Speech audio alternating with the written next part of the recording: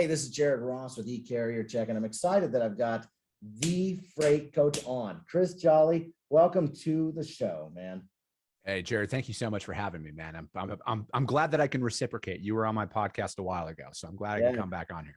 Thanks, man. Thanks, man. Hey, for those of you that may not know you, Chris, give us a 60,000 foot view, a couple minute story of where you've been, how long you've been doing it, and what you're doing now. No, absolutely. I'm from the industry. My family, all the way back to my great grandparents, were truck drivers, and my dad drove. He was an owner op for about 40 years. I got into transportation back in 15 years ago. At this point, I started loading trucks in college. I needed a, like as most of us, I didn't have a mom and dad that just cut me a check and I could just go to college. I had to work my way through college. So I got a job loading trucks at night. And I did that for 4 years while I finished up my undergrad. And then I got a job.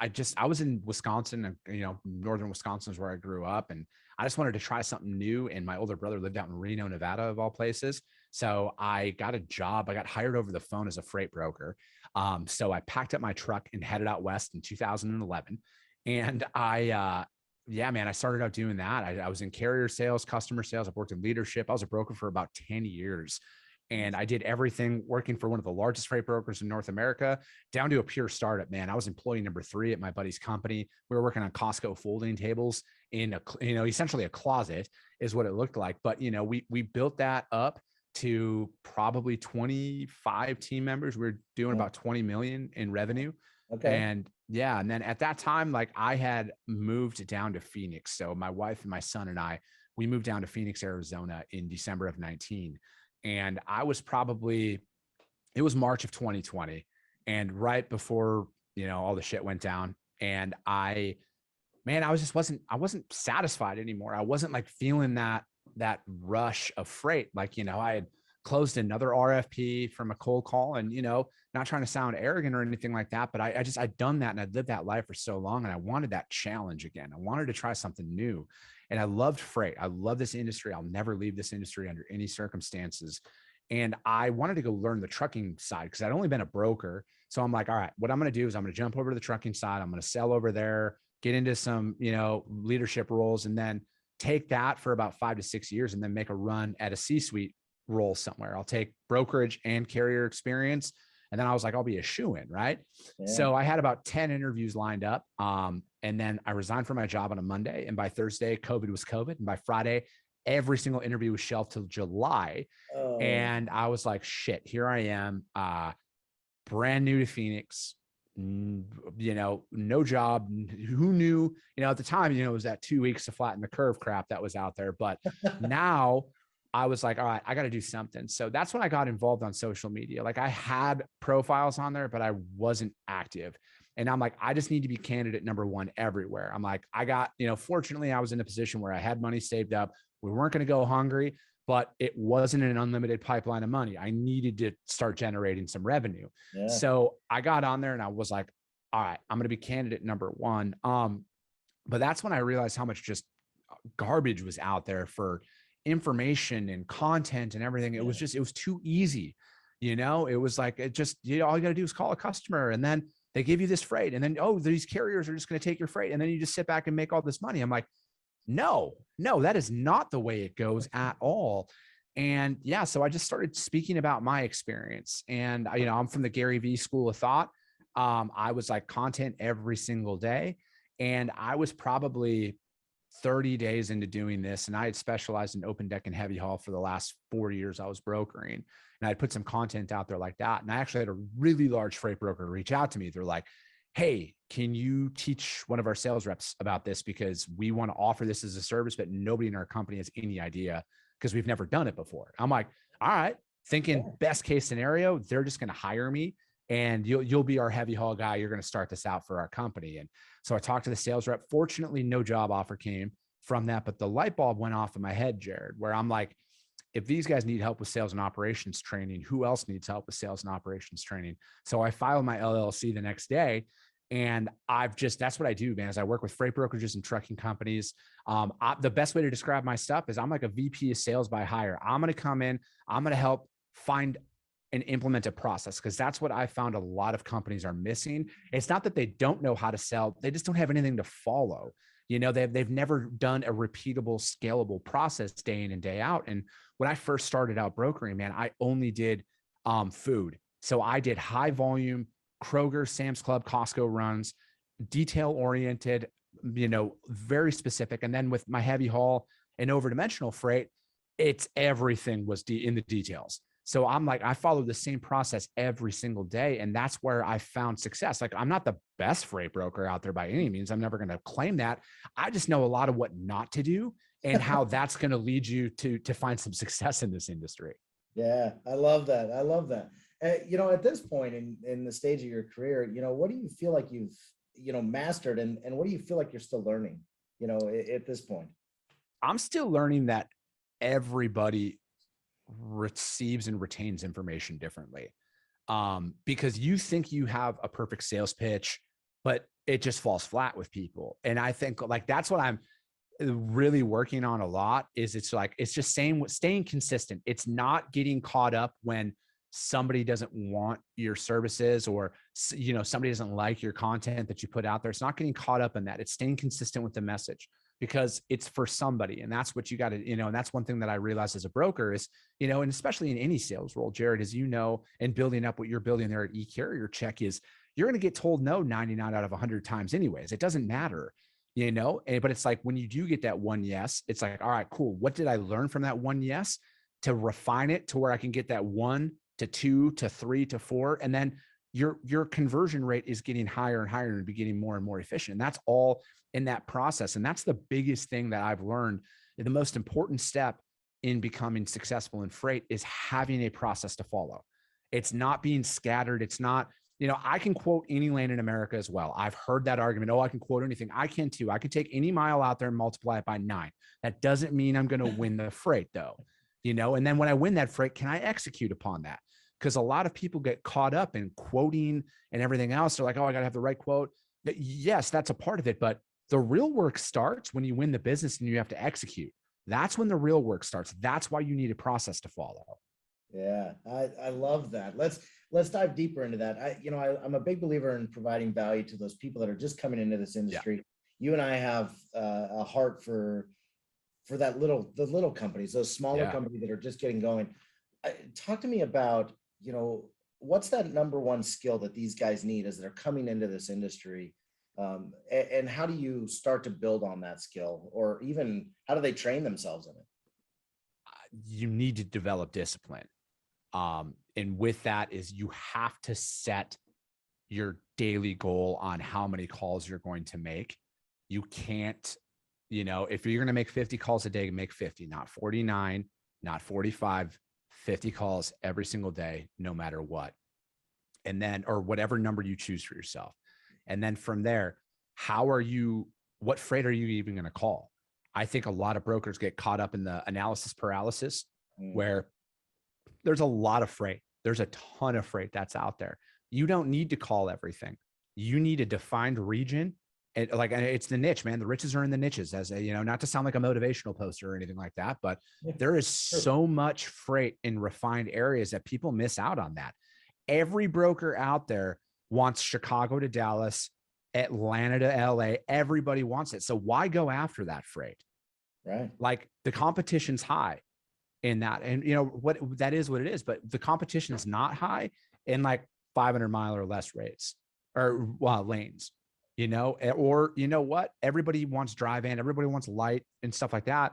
Look into, some of the specialized equipment that's out there, flatbed, step decks, even reefer freight. Again, everybody can do, just don't be the best. Don't proclaim to be the best at everything. Be undeniably good at one or two things, and you will find more success in this industry than you've ever had. Yeah, absolutely. What's interesting? My dad always said, I was getting ready to my first real job, right? I got my first real job, and my dad goes, hey, make sure you hold yourself accountable every day. Yes. And it was just this interesting, you kind of hit on discipline, and I was like, man, what is he talking about? And I'll be honest with you, I was young and didn't give a shit and just was enjoying life. And I'm like, what is he talking about? And a couple of years later, I was like, man, I need to make sure I'm hitting my calls and define reality. You can lie to yourself so easy and just say, oh, I made enough calls, or I just didn't hold myself accountable. So finding that discipline, Chris, is just, I mean, that's everything. Yeah. It's staying, maintaining consistency. Absolutely, man. And that's the biggest thing is you can come up with any excuse in the world. And, and like when we were talking about Jared before we were recording, man, I was the biggest victim out there for the longest time, man. I had every excuse to not do something, but for me, accountability and discipline are everything, because you can sit there and lie to your coworkers about, oh, I'm so busy, I'm so slammed, but it's a problem if you're lying to yourself when you're looking at yourself in the mirror. Yeah. That's a problem. And that's something that I did for a very long time is I was, oh, I'm good enough. I'm good enough. It's like, no, man, I didn't do shit. And that was the thing is I wasn't holding myself accountable. Yeah. Yeah. It never rang until I kind of was like, okay, I get it now. I hate when my dad is always right. I know. Damn wisdom. I know. I'm like, I know you're old and you're full of wisdom, but it's, one of those things. What's something that as a freight broker, what did you do every day without fail? What was something that you had to do? Obviously you're talking about making your calls, but what was something besides making your calls? What is something that you were doing every day without fail? Later on in my career, after, back to that whole wisdom thing and learning on what not to do, I ensured that my customers heard from me before they ever had a chance to reach out. And then same with my carriers. As an intermediary, as a third party, your carriers are your customers, just like your shippers are your customers. They should never reach out to you for anything. You should be the one initiating conversations every single day, no matter what. Because if you're not, there's brokers out there like me who are, and they're slowly starting to squeeze you out of your market share. That freight just doesn't disappear, you guys. It disappears because somebody else is moving it. Yeah, absolutely. Everything is relationships. Before we went live here, obviously we're talking about the importance of using carriers. Talk to me about you obviously are the freight coach. You've got a lot going on specifically media wise, but you have some technology that allows brokers to actually continue to find and utilize the same carriers over and over again. Talk to us about that and what it is that you're doing right now. No, definitely. My business partner and I, Kyle Provost, we have created Broker Carrier. It's just brokercarrier.com is the website for that. And, we streamline the onboarding process. We're not just a digital carrier packet. You upload your carrier packet one time into our system. It creates a hyperlink, and that's who you send out to all of your new carrier setups. And it literally takes them less than 5 minutes. We have some security measures in place to ensure that they can't proceed without uploading their W-9, their authority and insurance. And we want you to have yourself listed as a certificate holder, because in the event that anything happens, we need to be notified right away that our carrier, there's a change to their policy. It can't go to somebody else and then have that filter in through to us. We need to be notified. But on top of that though, as a former carrier sales rep, it's all about how do I optimize my day?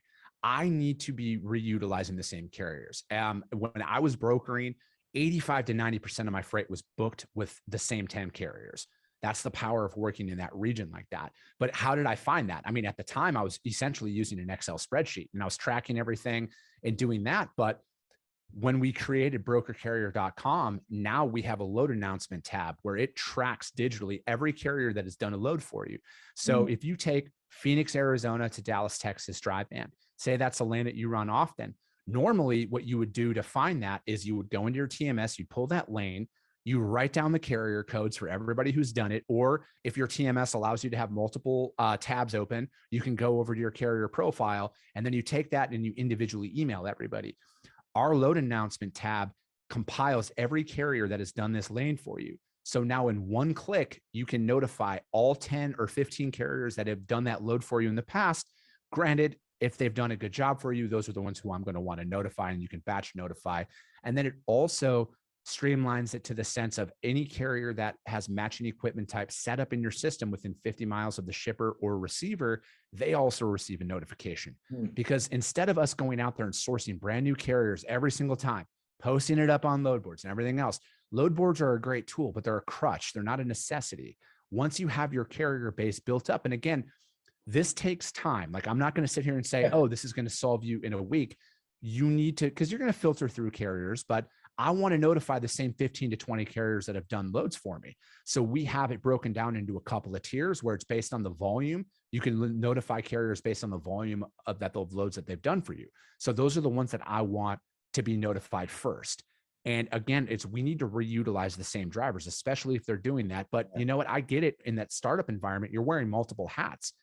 So that's why it was so imperative for us to have a one-click notification to be able to notify every carrier that's done that load. And then it says, boom, call broker, or what, insert your company name here. And then that notifies that carrier of that. So then they can go in there and you can reuse those same drivers week in and week out. Yeah, that's awesome, Chris. It sounds like great technology. I'm excited for you guys to get going. Thank you. Chris, you've given us so many nuggets today. I'm a big believer in anybody that's coming into the industry needs to really soak in immersion and dive into multiple media, sources. And I try to send everybody to the Freight Coach. But how do people find you, Chris? What's your platforms? Where do we find you at? If you put the Freight Coach in on Facebook, Instagram, YouTube, LinkedIn, you'll find me. Those are my main 4 platforms that I'm on. I also have a podcast that I release twice a week. It's called Coffee with the Freight Coach. We just talk about the realities of transportation. It's brought to you by transportation professionals. And we talk about literally every topic out there, from drivers. I want to have as my father being a former driver, I wanted to have a platform where they could come on and voice their opinions on this industry. Because it's not just brokers and shippers or C-suites of mega providers. It's 95% of this industry is small business, and I want to have a platform for people to come on and talk about the realities of what they're going through. So that's what I have out there. And then again, just search the Freight Coach out there, connect with me. And then I put out daily videos on sales and operations for brokers. Like, I'm never going to position myself as this is what I do as a driver, because I've never driven a truck before, but I've booked a lot of freight and I know a lot of what doesn't work. And that's what I position a lot of my content on. Is it's stuff that you can literally apply today and see a difference in your business. That's awesome. Chris, thanks for being on. Thanks for keeping it real, man. I appreciate the effort and the advice. We'll catch up with you later. Okay. Sounds good. Thank you.